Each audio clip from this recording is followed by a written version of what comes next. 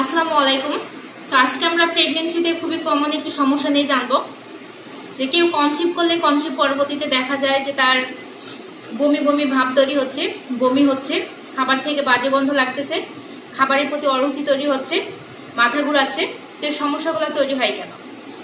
এই সমস্যাগুলা কেউ যখন কনসিভ করে তখন তার বিভিন্ন ধরনের হরমোনের চেঞ্জিং আসে, বিভিন্ন ধরনের হরমোনের সিক্রেশন বেড়ে যায়। যেমন হচ্ছে এস্ট্রোজেনের হরমোনের সিক্রেশন বেড়ে যায়, প্রোজেস্টেরন হরমোনের সিক্রেশন বেড়ে যায়, হিউম্যান কোরিয়ানিক গোনাডোট্রপিন নামে একটি হরমোন আছে, এই হরমোনটি এক্সেসিভ ভাবে রিলিজ হয়।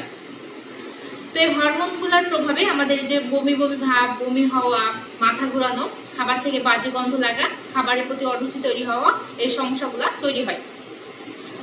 তো এই সমস্যাগুলো সাধারণত আপনার ফার্স্ট টাইমিস্টারে অর্থাৎ কনসিভ করার 0 থেকে 3 মাস সময় পর্যন্ত খুব প্রকট আকারে থাকতে পারে।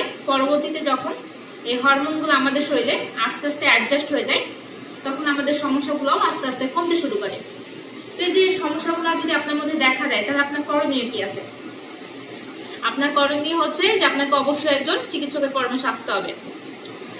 কারণ আমাদের যদি কন্টিনিউয়াস বমি হতে থাকে এবং আমরা যদি সেটা চিকিৎসা না নেই তাহলে আমাদের শরীর ডিহাইড্রেশন থেকে শুরু করে আপনার হচ্ছে যে অপুষ্টিতে চলে যাবে। হ্যাঁ, আমরা যদি খাবার গ্রহণ করতে না পারি তাহলে আমাদের শরীর দুর্বল হয়ে পড়বে, যার ফলশ্রুতিতে আমাদের নিজেদের শারীরিক ক্ষতি হওয়া থেকে শুরু করে আমাদের যে অনাগত বাচ্চা তারও বিভিন্ন রকমের জটিলতা তৈরি হতে পারে, ইভেন মিসক্যারেজ হয়ে যেতে পারে।